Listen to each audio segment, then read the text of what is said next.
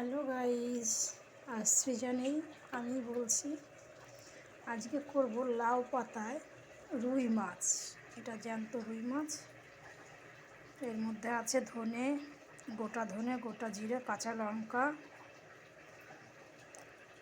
আদা একসঙ্গে পেস্ট করেছি, আর দুটো লাউয়ের পাতাও এর মধ্যে দিয়ে দিয়েছি। এখন এইগুলো ভালো করে বসিয়ে দেব। বসিয়ে দিয়ে এটাকে ভালো করে সুন্দর করে বেঁধে ভাতের ভেতরে দিয়ে দেব।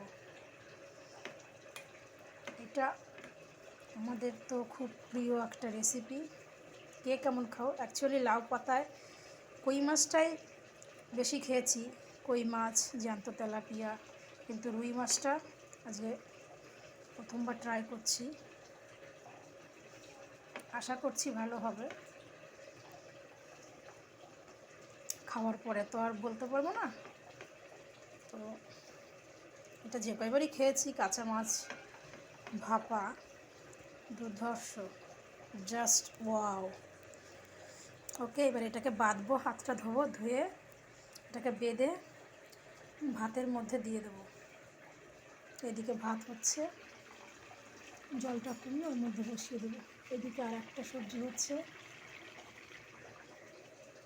ওকে, বাই।